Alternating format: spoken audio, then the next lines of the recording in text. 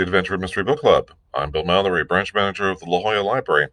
I'm so glad you could join me for today's live reading of Whose Body by Dorothy L. Sayers, the first of the Lord Peter Whimsy books.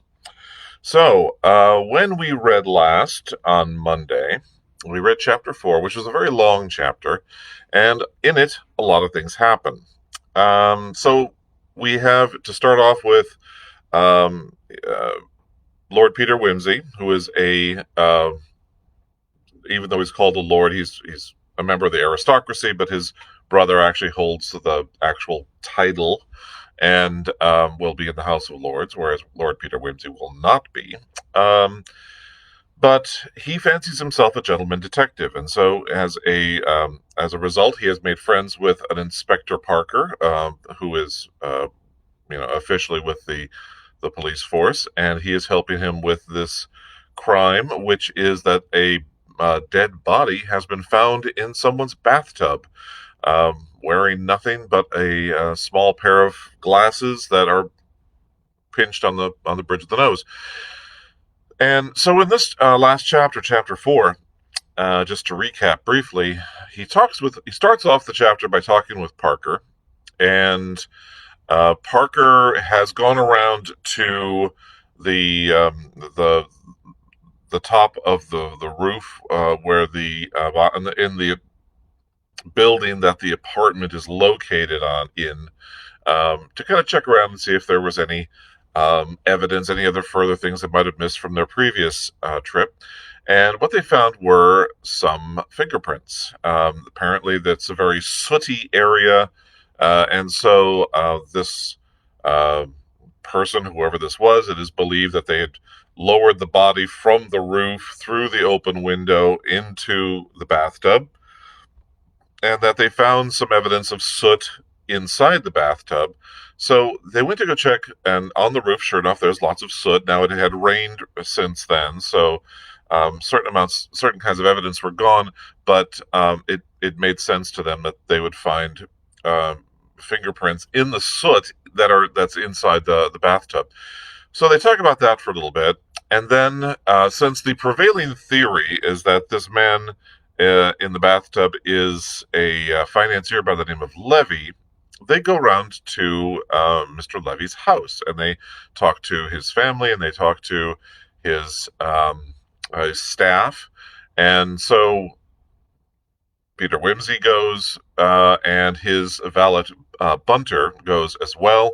He takes his camera with him. He's a photography enthusiast, and so he brings his camera to kind of take pictures for evidence and things like that.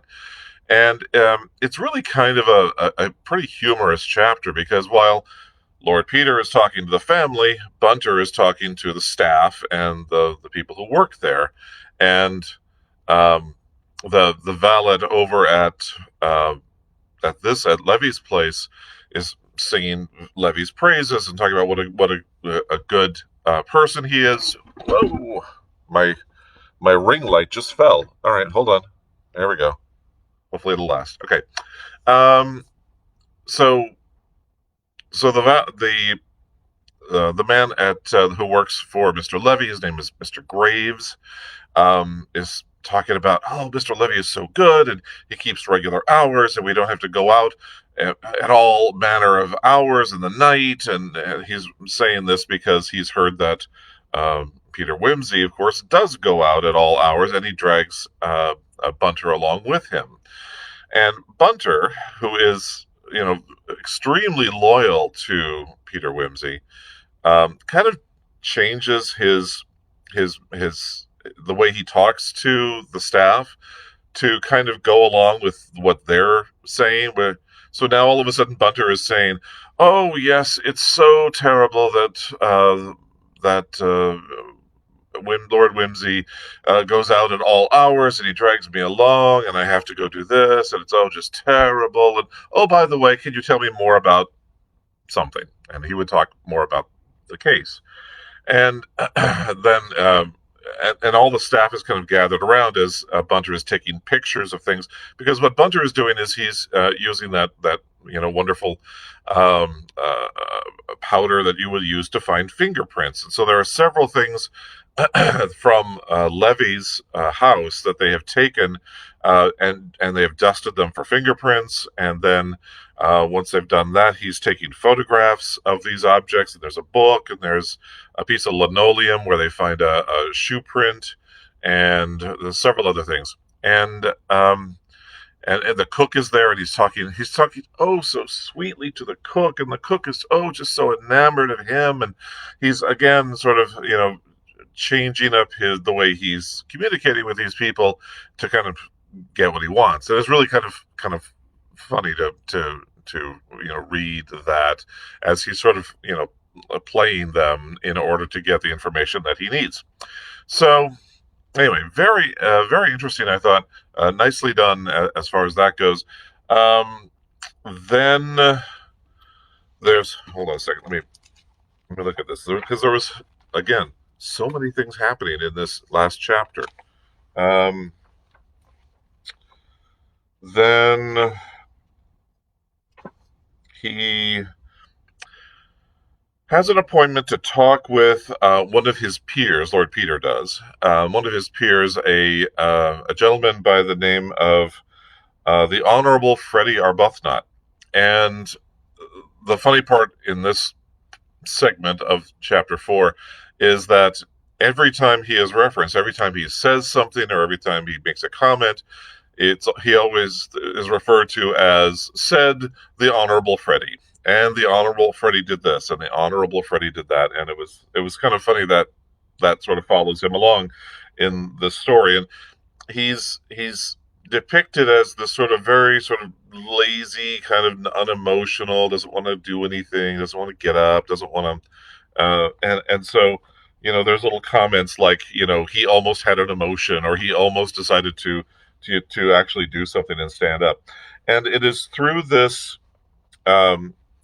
contact that he finds out two things: that our missing Mr. Levy was going to talk to an American by the name of Milligan, who works for the railroad. He's a railroad executive or owner, and that Levy, on the night he disappeared, was going to have a meeting with this Milligan person. So, and they also find out that Mr. Levy has a daughter that nobody has mentioned up till now. So, two bits of information. And then the last thing that happens in this chapter 4 was that Peter Whimsy finds Mr. Milligan, and he goes and kind of pretends to be someone else, but not really, he's still Peter Whimsy, but he goes in to try and get some information and to check him out, and to see if his shoe size matches the boot print that they found at Levy's house, and any other sort of information he might find. So he comes in, he kind of invites himself in, he just drops by unannounced, and Mr. Milligan is sort of confused, but polite and nice, and he says, okay, well, sure, well, can I help you with something? What is it I can do for you? Because I'm not quite sure.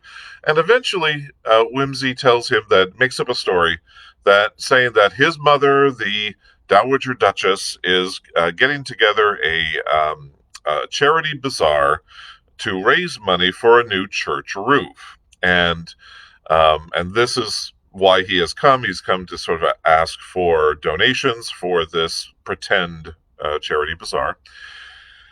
And contrary to what he was expecting, Mr. Milligan turns out to be actually quite nice. He says, "Oh, that sounds like a wonderful thing. I would love to donate."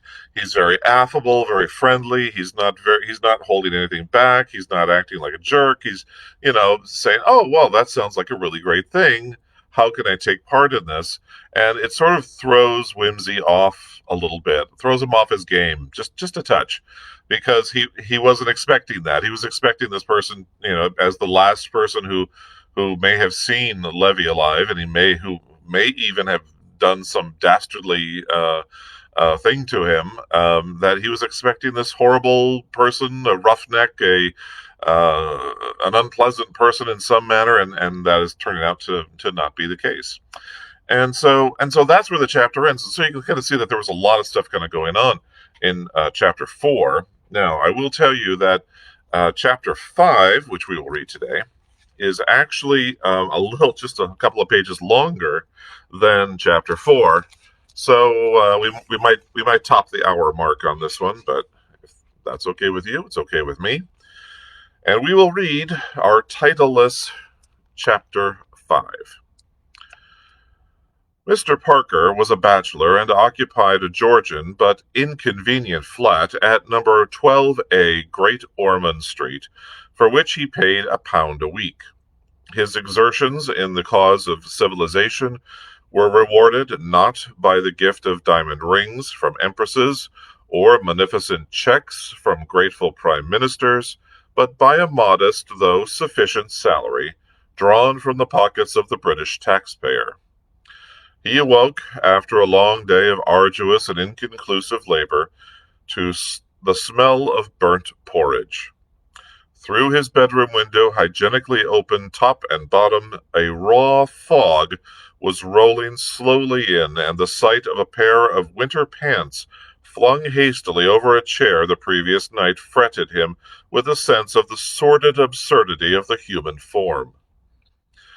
The telephone bell rang, and he crawled wretchedly out of bed and into the sitting room where Mrs. Munns, who did for him by the day, was laying the table, sneezing as she went. Mr. Bunter was speaking. "His lordship says he'd be very glad, sir, if you could make it convenient to step round to breakfast." If the odor of kidneys and bacon had been wafted along the wire, Mr. Parker could not have experienced a more vivid sense of consolation. "Tell his lordship that I'll be with him in half an hour," he said, thankfully, and plunging into the bathroom, which was also the kitchen, he informed Mrs. Munns, who was just making tea from a kettle which had gone off the boil, that he should be out to breakfast. "You can take the porridge home for the family," he added viciously, and flung off his dressing gown with such determination that Mrs. Munns could only scuttle away with a snort. A 19 bus deposited him in Piccadilly only 15 minutes later than his rather sanguine impulse had prompted him to suggest, and Mr. Bunter served him with glorious food, incomparable coffee, and the Daily Mail before a blazing fire of wood and coal. A distant voice singing the Et iterum veterus est from Bach's Mass in B minor proclaimed that for the owner of the flat, cleanliness and godliness met at least once a day, and presently Lord Peter roamed in, moist and verbena-scented, in a bathrobe cheerfully patterned with unnaturally variegated peacocks. "Morning, old dear," said that gentleman. "Beast of a day, isn't it? Very good of you to trundle out in it, but I had a letter I wanted you to see, and I hadn't the energy to come round to your place. Bunter and I've been making a night of it." "What's the letter?" asked Parker. "Never talk business with your mouth full," said Lord Peter reprovingly. "Have some Oxford marmalade, and then I'll show you my Dante. They brought it around last night. What ought I to read this morning, Bunter?" "Lord Erith's collection is going to be sold, my lord. There is a column about it in the Morning Post. I think your lordship should look at this review of Sir Julian Freke's new book on the physiological basis of the conscious in the Times Literary Supplement. Then there's a very singular little burglary in the Chronicle, my lord, and an attack on titled families in the Herald, rather ill-written, if I may say so, but not without unconscious humor, which your lordship will appreciate." "All right, give me that, and the burglary," said his lordship. "I have looked over the other papers," pursued Mr. Bunter, indicating a formidable pile, and marked your lordship's after-breakfast reading. Oh, pray, don't allude to it, said Lord Peter. You take my appetite away. There was a silence but for the crunching of toast and the crackling of paper. I see they adjourned the inquest, said Parker presently. Nothing else to do, said Lord Peter, but Lady Levy arrived last night and will have to go and fail to identify the body this morning for Suggs' benefit. Time, too, said Mr. Parker shortly. Silence fell again. I don't think much of your burglary, Bunter, said Lord Peter. Competent, of course, but no imagination. I want imagination in a criminal. Where's the Morning Post? After a further silence, Lord Peter said, You might send for the catalogue, Bunter, that Apollonius Rhodius, and here there is a footnote. Apollonius Rhodius, Lorenzabadi, Alopa, Firenze, 1496. This excitement attendant on the solution on the Battersea mystery did not prevent Lord Peter from securing his rare work before his departure for Corsica. Might be worth looking at. No, I'm damned if I'm going to stodge through that review, but you can stick the book on the library list if you like. His book on crime was entertaining enough as far as it went, but the fellow's got a bee in his bonnet. Thinks God's a secretion of the liver. All right, once in a way, but there's no need to keep on about it. There's nothing you can prove if your outlook is only sufficiently limited. Look at Sugg. I beg your pardon, said Parker. I wasn't attending. Argentines are steadying a little, I see. Milligan, said Lord Peter. Oil's in a bad way. Levy's made a difference there. That funny little boom in Peruvians that came on just before he disappeared has died away again. I wonder if he was concerned in it. Do you know it all? I'll find out, said Lord Peter. What was it? Oh, an absolutely dud enterprise that hadn't been heard of for years. It suddenly took a little lease of life last week. I happened to notice it because my mother got let in for a couple of hundred shares a long time ago. It never paid a dividend. Now it's petered out again. Whimsy pushed his plate aside and lit a pipe. Having finished, I don't mind doing some work, he said. How did you get on yesterday? I didn't, replied Parker. I sleuthed up and down those flats in my own bodily shape and 2 different disguises. I was a gas meter man and a collector for a home for lost doggies, and I didn't get a thing to go on except a servant in the top flat at the Battersea Bridge Road end of the row, who said that she thought she heard a bump on the roof one night. Asked which night, she couldn't rightly say. Asked if it was a Monday night, she thought it very likely. Asked if it mightn't have been in that high wind on Saturday night that blew my chimney pot off. She couldn't say, but what it might have been.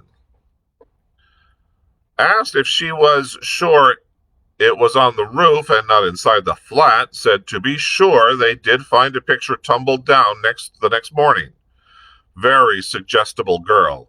I saw your friends, Mr. and Mrs. Appledore, who received me coldly, but could make no definite complaint about Thipps except for that his mother dropped her H's, and that he once called on them uninvited, armed with a pamphlet about anti-vivisection.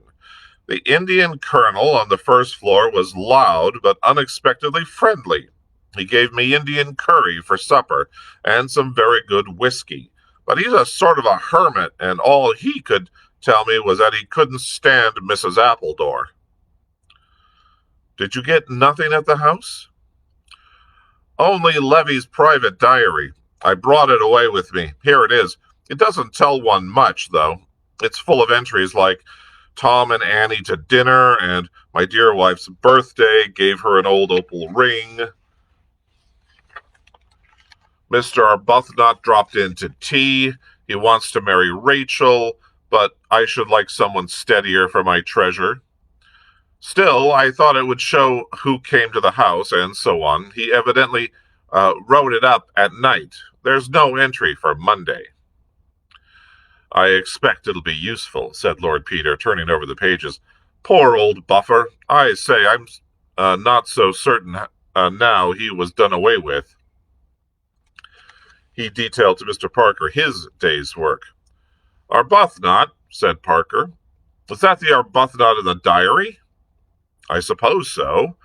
I hunted him up because I knew he was fond of fooling around the stock exchange, and as for Milligan, he looks all right, but I believe he's pretty ruthless in business, and you can never tell. Then there's the red-haired secretary, lightning calculator man with a face like a fish, keeps on saying nothing. But the tar baby in this family tree, I should think. Milligan's got a jolly good motive for, at any rate, suspending a levy for a few days. Then there's the new man. What new man? Ah, that's the letter I mentioned to you. Where did I put it? Here we are. Good parchment paper, printed address of solicitor's office in Salisbury, and postmarked to correspond. Very precisely written with a fine nib by an elderly businessman of old-fashioned habits. Parker took the letter and read. Crimplesham and Wicks, solicitors, Milford Hill, Salisbury, 17th of November, 1920 something. Sir, with reference to your advertisement today in the personal column of the Times, I am disposed to believe that the eyeglasses and chain in question may be those I lost on the LB and SC Electric Railway while visiting London last Monday. I left Victoria by the 5:45 train and did not notice my loss until I arrived at Balham.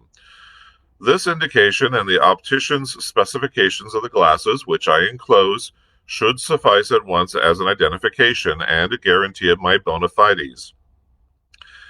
If the glasses should prove to be mine, I should be greatly obliged to you if you would kindly forward them to me by registered post, as the chain was a present from my daughter, and is one of my dearest possessions. Thanking you in advance for this kindness, and regretting the trouble to which I shall be putting you, I am, yours very truly, Thomas Crimplesham. Lord Peter Whimsy, 110 Piccadilly West, enclosed. Dear me, said Parker. This is what you might call unexpected. Either it is some extraordinary misunderstanding, said Lord Peter, or Mr. Crimplesham is a very bold and cunning villain, or possibly, of course, they are the wrong glasses. We may as well get a ruling on that point at once. I suppose the glasses are at the Yard. I wish you'd just ring 'em up and ask 'em to send round the optician's description of them at once. And you might ask at the same time whether it's a very common prescription. Right you are, said Parker, and took the receiver off its hook. And now, said his friend when the message was delivered, just come into the library for a minute. On the library table, Lord Peter had spread out a series of bromide prints, some dry, some damp, and some but half washed. These little ones are the originals of the photos we've been taking, said Lord Peter, and these big ones are enlargements all made to precisely the same scale. This one here is the footmark on the linoleum. We'll put that by itself at present. Now, these fingerprints can be divided into 5 lots. I've numbered them on the prints, see, and made a list. A. The fingerprints of Levy himself, off his little bedside book and his hairbrush, this and this. You can't mistake the little scar on the thumb. B. The smudges made by the gloved fingers of the man who slept in Levy's room on Monday night. They show clearly on the water bottle and on the boots, superimposed on Levy's. They are very distinct on the boots, surprisingly so for gloved hands, and I deduced that the gloves were rubber ones and had recently been in water. Here's another interesting point. Levy walked in the rain on Monday night, as we know, and these dark marks are mud splashes.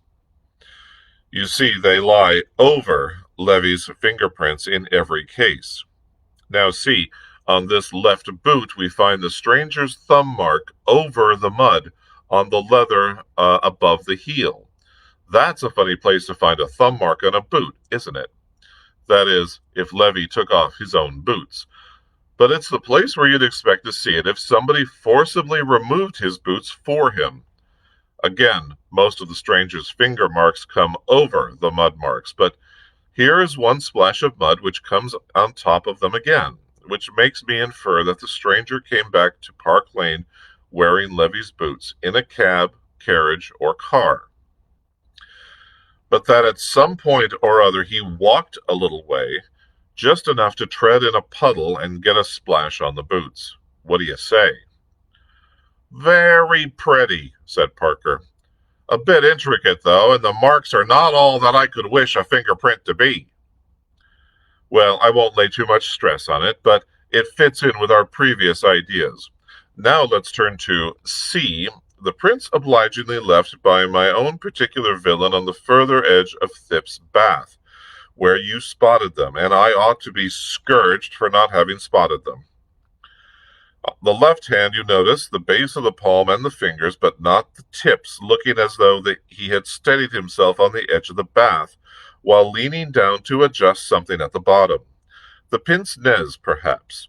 Gloved, you see, but showing no ridge or seam of any kind. I say rubber, you say rubber, that's that. Now, see here. D and E come off a visiting card of mine. There's this thing at the corner marked F, but that you can disregard. In the original documentation, it's a sticky mark left by a thumb of a youth who took it from me after first removing a piece of chewing gum from his teeth with his finger to tell me that Mr. Milligan might or might not be disengaged. D and E are the thumb marks of Mr. Milligan and his red-haired secretary.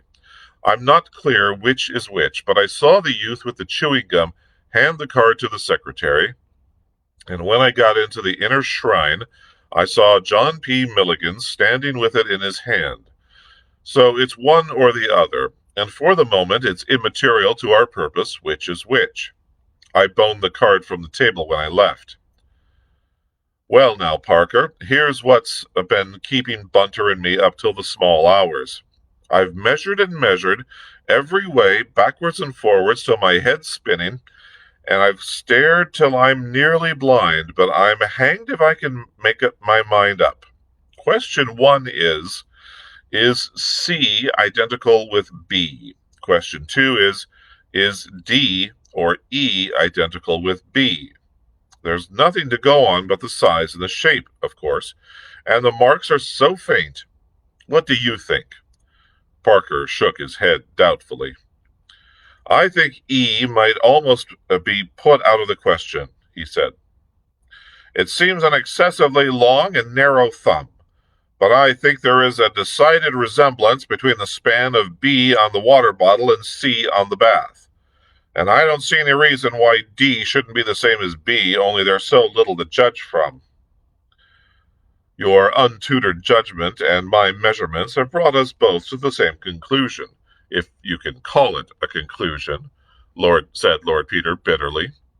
Another thing, said Parker, why on earth should we try and connect B with C?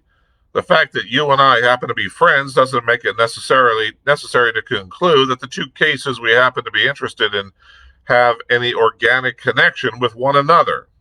Why should they? The only person who thinks they have is Sugg, and he's nothing to go by. It would be different if there was any truth to the suggestion that the man in the bath was Levy, but we know for a certainty he wasn't. It's ridiculous to suppose that the same man was employed in committing two totally distinct crimes on that same night, one in Battersea and the other in Park Lane. I know, said Whimsy. Though, of course, we mustn't forget that Levy was in Battersea at the time, and now we know he didn't return home at 12 as was supposed. We've no reason to think he ever left Battersea at all. True, but there are other places in Battersea besides Thip's bathroom, and he wasn't in Thip's bathroom. In fact, come to think of it, that's the one place in the universe where we know definitely that he wasn't. So what's Thip's bath got to do with it? I don't know, said Lord Peter. Well, perhaps we shall get something better to go on today. He leaned back in the chair and smoked thoughtfully for some time over the papers which Bunter had marked for him.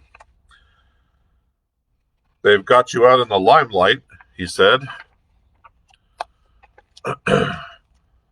Thank heaven. Sugg hates me so much to give me any publicity. What a dull agony column.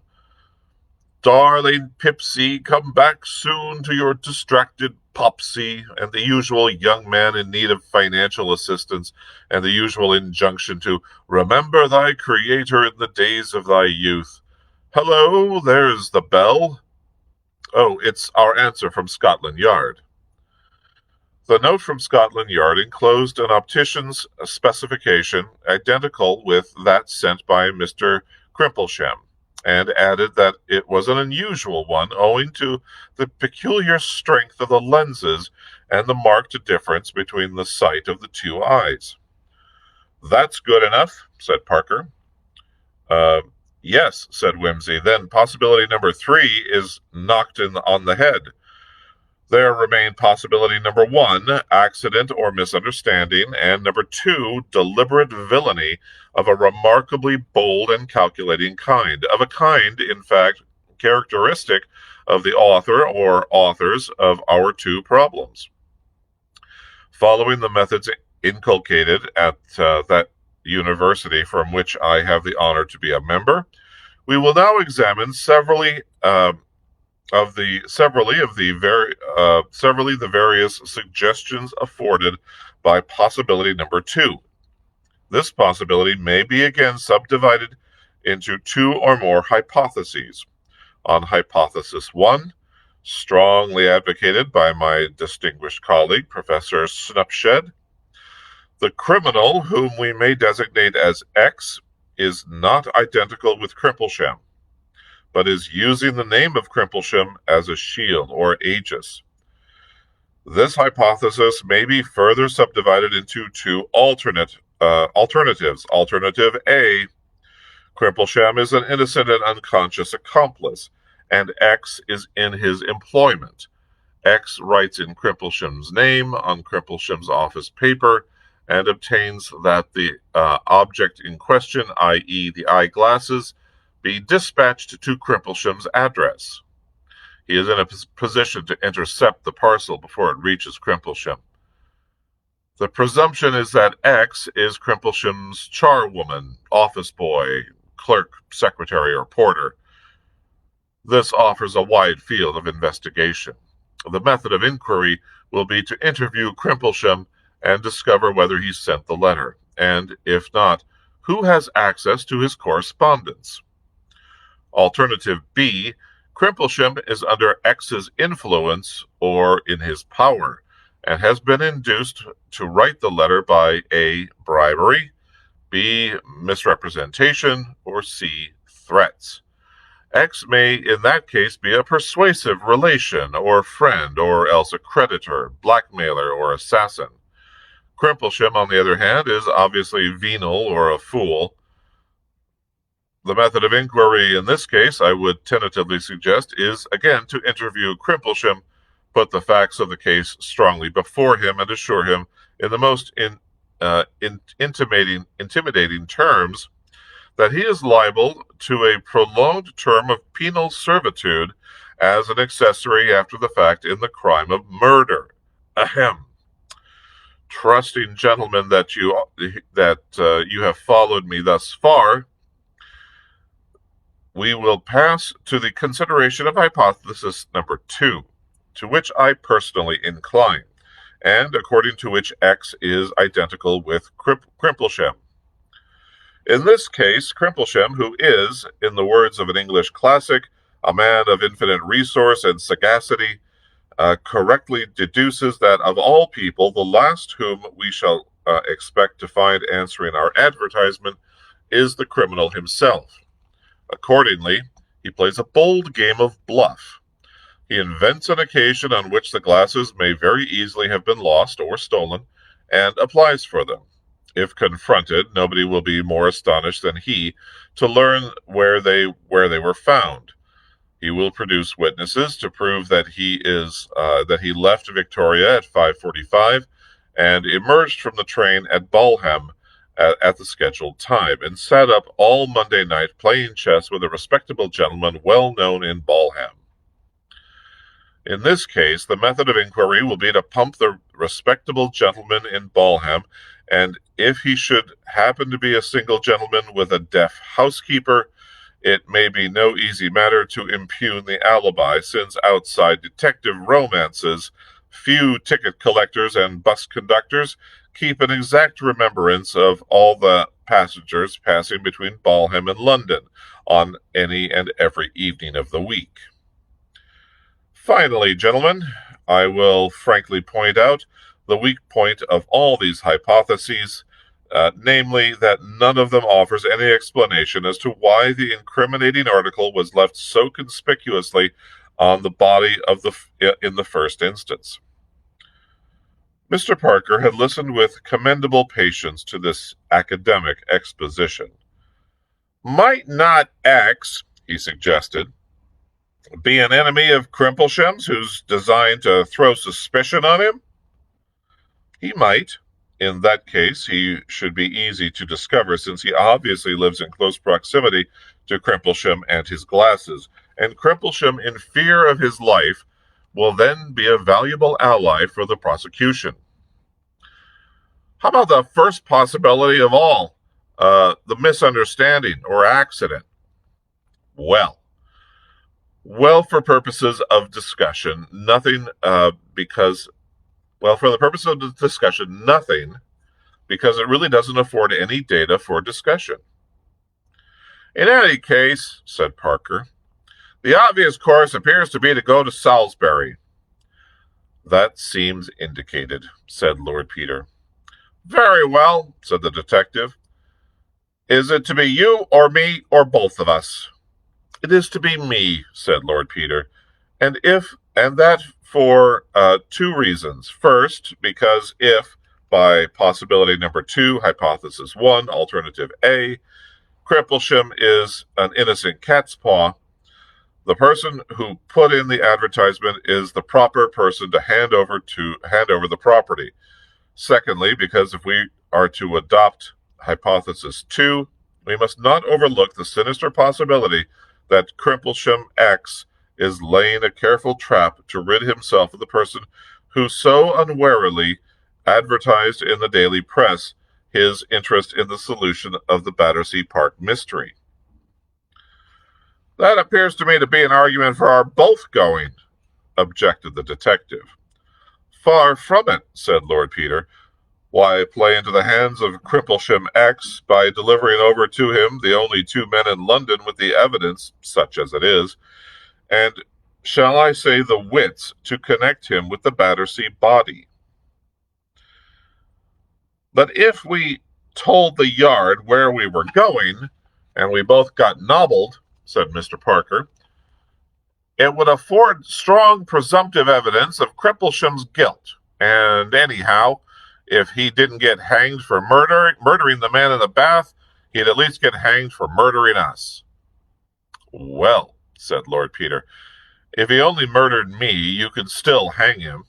What's the good of wasting a sound, marriageable young male like yourself? Besides, how about old Levy?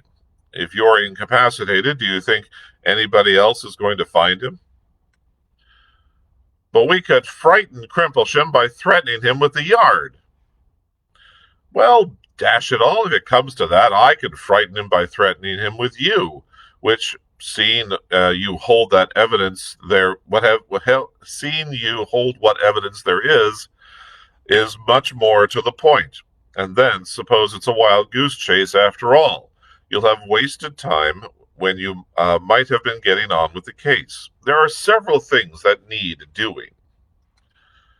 "Well," said Parker, silenced but reluctant, "why can't I go in that case?" "Bosh," said Lord Peter.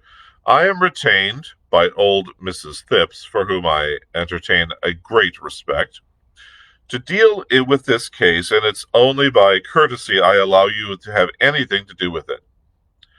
Mr. Parker groaned. "Will you at least take Bunter?" he said.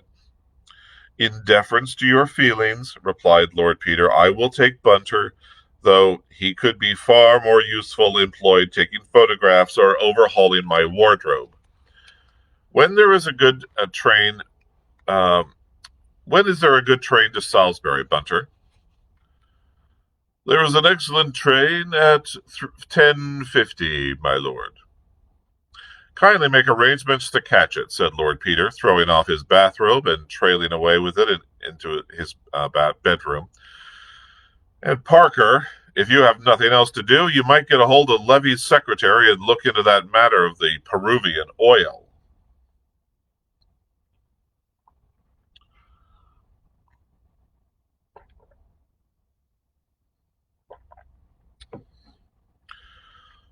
Lord Peter took with him for light reading in the train Sir Reuben Levy's diary. It was a simple and, in the light of recent facts, rather pathetic document. The terrible fighter of the Stock Exchange, who could with one nod set the surly bear dancing or bring the savage bull to feed out of his hand, whose breath devastated whole districts with famine or swept financial potentates from their seats, was revealed in private life as kindly, domestic, innocently proud of himself and his belongings, confiding, generous, and a little dull. His own small economies were duly chronicled side by side with extravagant presents to his wife and daughter. Small incidents of household routine appeared as such.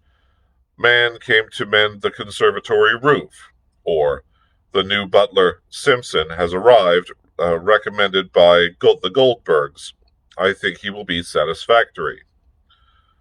All visitors and entertainments were duly entered, from a very magnificent lunch to Lord Dewsbury for the Minister for Foreign Affairs and Dr. Jabez K. Wart, the American plenipotentiary, through a series of diplomatic dinners to eminent financiers, down to intimate family gatherings of persons designated by Christian nicknames and nicknames. About May, there came mention of Lady Levy's nerves, and further references were made to the subject in subsequent months. In September, it was stated that Freak came to see my dear wife and advised complete rest and change of scene. She thinks of going abroad with Rachel.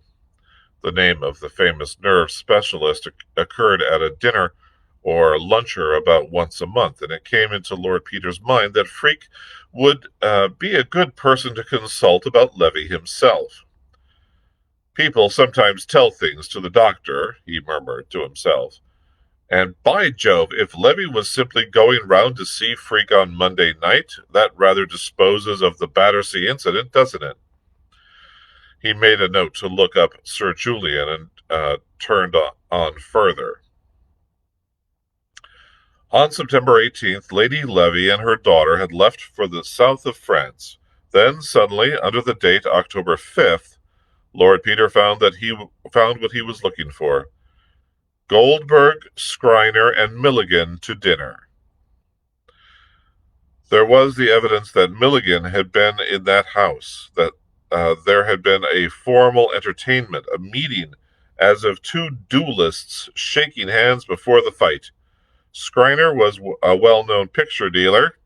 Lord Peter imagined an after-dinner excursion upstairs to see the two Corats in the drawing room and the portrait of the oldest Levy girl, who had died at the age of 16. It was by Augustus John and hung in the bedroom. The name of the red-haired secretary was nowhere mentioned, unless the initial S occurring in another entry referred to him.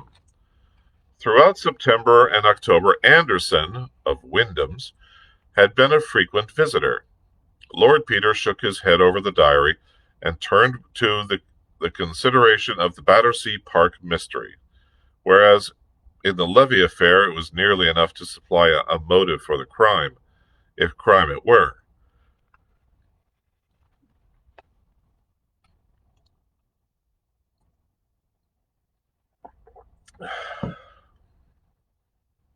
And the difficulty was to discover the method of its carrying out and the whereabouts of the victim. In the other case, the chief obstacle to inquiry was the entire absence of any imaginable motive. It was odd that, although the papers had carried news of the affair from one end of the country to the other, and a description of the body had been sent to every police station in the country, nobody had yet come forward to identify the mysterious occupant of Mr. Thipp's bath. It was true that the description, which mentioned the clean-shaven chin, elegantly cut hair, and pince-nez, was rather misleading.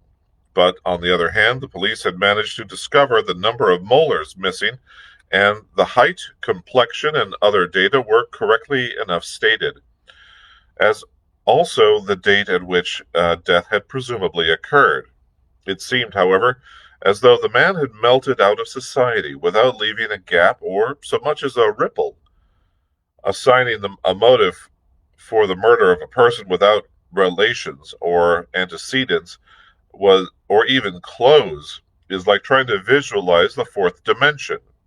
Admirable exercise for the imagination, but arduous and inconclusive. Even if the day's interview should disclose black spots in the past or present of Mr. Crimplesham, how were they to be brought into connection with a person apparently without a past, and whose present was confined to the narrow limits of a bath and police mortuary? "Bunter," said Lord Peter, "I beg that in the future you will restrain me from starting two hares at once. These cases are getting to be a strain on my constitution. One hare has nowhere to run from, and the other has nowhere to run to. It's a kind of mental DT, Bunter. When this is all over, I shall turn pussyfoot, forswear the police news, and take to an emollient diet of the works of the late Charles Garvice." It was its comparative proximity to Milford Hall that induced Lord Peter to lunch at the Minster Hotel rather than at the White Hart, or some other more picturesquely situated hostel. It was not a lunch calculated to cheer his mind, as in all cathedral cities. The atmosphere of the close pervades every nook and corner of Salisbury, and no food in that city but seems faintly flavored with prayer books. As he sat sadly consuming that impassive, pale substance known to the English as cheese, unqualified, for there are cheeses which go openly by their names, such as Stilton, Camembert, Gruyere, Wensleydale, or Gorgonzola, but cheese is cheese and everywhere the same. He inquired of the waiter the whereabouts of Mr. Crimplesham's office. The waiter directed him to a house rather further up the street on the opposite side, adding, "But anybody'll tell you, sir, Mr. Crimplesham's very well known hereabouts." "He's a good solicitor, I suppose?" said Lord Peter. "Oh, yes, sir," said the waiter. "You couldn't do better than trust to Mr. Crimplesham, sir. There's folk who say he's old-fashioned, but I'd rather have my little bits of business done by Mr. Crimplesham than by one of these fly-away young men." "Not but what Mr. Crimplesham will be retiring soon, sir. I don't doubt, for he must be close on 80 if he's a day." But then here's young Mr. Wicks to carry on the business, and he's very nice, steady like young gentleman. Is Mr. Crimplesham really as old as that? Said Lord Peter. Dear me, he must have a very extensive, he must have been very active for his years. A friend of mine was doing business with him in town last week. Wonderful active, sir, said the waiter, and with his game leg, too. You'd be surprised. But there, sir, I often think when a man when a man's once past a certain age, the older he grows, the tougher he gets, and women the same, or more so. Very likely, said Lord Peter, calling up and dismissing the mental picture of a gentleman of 80 with a game leg carrying a dead body over the roof of Battersea Flat at midnight. He's tough, sir, was old Joey Bangstock, tough and devilish sly, he added thoughtlessly. Indeed, sir, said the waiter. I couldn't say, I'm sure. I beg your pardon, said Lord Peter. I was quoting poetry, very silly of me. I got in the habit at my mother's knee, and I can't break myself of it. No, sir, said the waiter, pocketing a liberal tip. Thank you very much, sir. You'll find the house easy. Just afore you come to Penny Farthing Street, sir, just about 2 turnings off on the right-hand side, opposite. Afraid that disposes of Crimplesham X, said Lord Peter. I'm rather sorry. He was a fine, sinister figure as I had pictured him. Still, his may yet be the brain behind the hands, the aged spider sitting invisible in the center of the vibrating web, you know, Bunter. Yes, my lord, said Bunter. They were walking up the street together. There is the office over the way, pursued Lord Peter. I think, Bunter, you should step into this little shop and purchase a sporting paper, and if I do not emerge from the villain's lair, say, within 3/4 of an hour, you may take such steps as your perspicuity may suggest. Mr. Bunter turned into the shop as desired, and Lord Peter walked across and rang the lawyer's bell with decision. The truth, the whole truth, and nothing but the truth, is my long suit here, I fancy, he murmured, and when the door was opened by a clerk, he delivered over his card with an unflinching air. He was ushered immediately into a confidential-looking office, obviously furnished in the early years of Queen Victoria's reign, and never altered since. Lean, frail-looking old gentleman rose briskly from his chair and as he entered, and limped forward to meet him. My dear sir, exclaimed the lawyer, how extremely good of you to come in person. Indeed, I am ashamed to have given you so much trouble.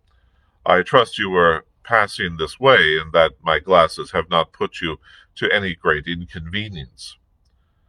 Pray, take a seat, Lord Peter.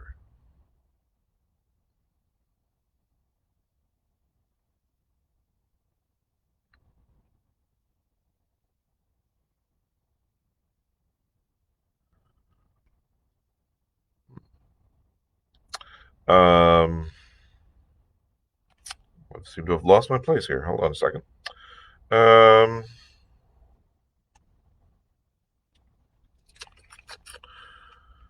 Let's see here. He peered gratefully at the young man over a pince-nez, obviously the fellow of that now adorning a dossier in Scotland Yard. Lord Peter sat down. The lawyer sat down. Lord Peter picked up a glass paperweight from the desk and weighed it thoughtfully in his hand. Subconsciously he noted what an admirable set of fingerprints he was leaving upon it. He replaced it with precision on the exact center of a pile of letters. It's quite all right, said Lord Peter. I was here on business, very happy to be of service to you. Very awkward to lose one's glasses, Mr. Crimplesham. Yes, said the lawyer. I assure you I feel quite lost without them. I have this pair, but they do not fit my nose so well. Besides, that chain has a great sentimental value for me. I was terribly distressed on arriving at Balham to find that I had lost them. I made inquiries of the railway, but to no purpose. I feared they had been stolen. There were such crowds at Victoria, and the carriage was packed with people, all the way to Balham. Did you come across them in the train? Well, no, said Lord Peter. I found them in a rather unexpected place. Do you mind telling me if you recognized any of your fellow travelers on that occasion? The lawyer stared at him. Not a soul, he answered. Why do you ask? Well, said Lord Peter, I thought perhaps the person with whom I found them might have taken them for a joke. The lawyer looked puzzled. Did the person claim to be an acquaintance of mine? He inquired. I know practically nobody in London except the friend with whom I was staying in Balham, Dr. Philpotts, and I should be very greatly surprised at his practicing a jest upon me. He knew very well how distressed I was at the loss of the glasses.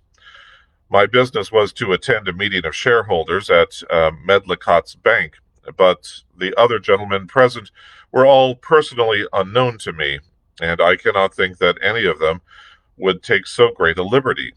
In any case, he added, as the glasses are here, I will not inquire too closely into the matter of their restoration. I am deeply obliged to you for your trouble. Lord Peter hesitated.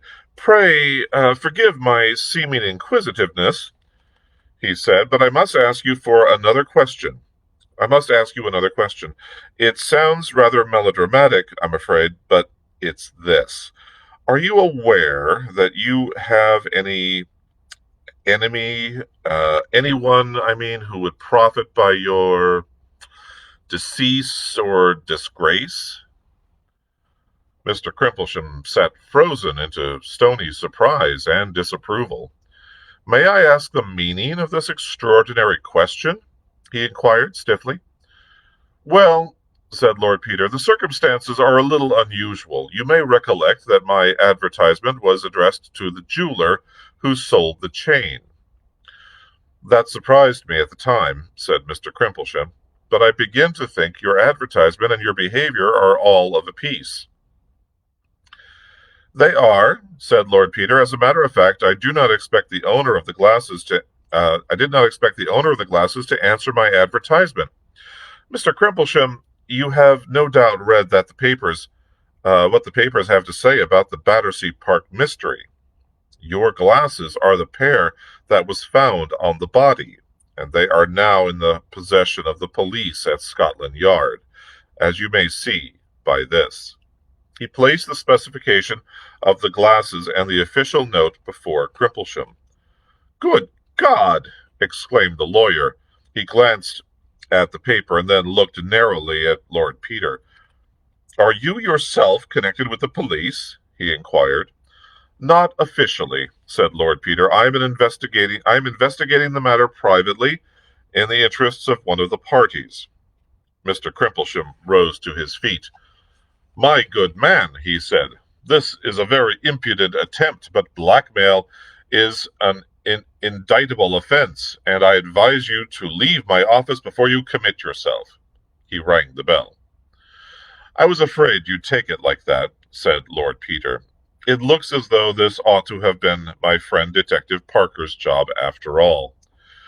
He laid Parker's card on the table beside the specification and added, If you should wish to see me again, Mr. Crimplesham, before tomorrow morning, you will find me at the Minster Hotel. Mr. Crimplesham disdained to reply further than to direct the clerk who entered to show this person out. In the entrance, Lord Peter brushed against a tall young man who was just coming in and who stared at him with surprised recognition. His face, however, aroused no memories in Lord Peter's mind, and that baffled nobleman, calling out Bunter from the newspaper shop, departed to his hotel to get a trunk call through to Parker. Meanwhile, in the office, the meditations of the indignant Mr. Crimplesham were interrupted by the entrance of his junior partner. "I say," said the latter gentleman, "has somebody done something really wicked at last? Whatever brings such a distinguished amateur of crime on our sober doorstep?" "I have been the victim of a vulgar attempt at blackmail," said the lawyer. "An individual passing himself off as Lord Peter Whimsy—" "But that is Lord Peter Whimsy," said Mr. Wicks. "There's no mistaking him. I saw him give evidence in the Attenbury Emerald case. He's a big little pot in his way, you know. He goes fishing with the head of Scotland Yard." "Oh dear," said Mr. Crimplesham. Fate arranged that the nerves of Mr. Crimplesham should be tried that afternoon. When, escorted by Mr. Wicks, he arrived at the Minster Hotel, he was informed by the porter that Lord Peter Whimsy had strolled out, mentioning that he thought of attending evensong. "But his man is here, sir," he added, "if you'd like to leave a message."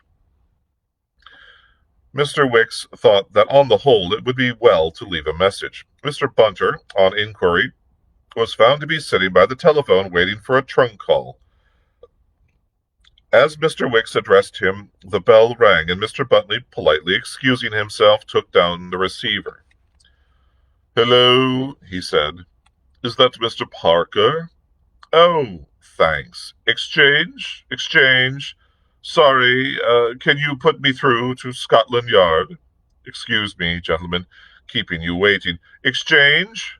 All right. Scotland Yard? Hello? Is that Scotland Yard? Is Detective Parker round there? Can I speak to him? I shall have done in a moment, gentlemen. Hello, is that you, Mr. Parker? Lord Peter would be much obliged if you could find it convenient to step down to Salisbury, sir." "Oh, no, sir. He's in excellent health, sir. Just stepped round to hear evensong, sir. Oh, no, I think tomorrow morning would do excellently, sir. Thank you, sir." And that's it. That's how Chapter 5 ends. We have more mysteries to uncover, and the plot is moving right along. And now we've been introduced to several new characters, including this Mr. Crimplesham. And what role does he play in all of this? Hopefully, we'll find out more in the future. And I hope you can join me for more of our live reading at Friday at 4 p.m. And we will read Chapter 6 of Whose Body by Dorothy L. Sayers. Thank you very much for joining me today. Hope to see you again on Friday. Have a good time, everyone. Bye.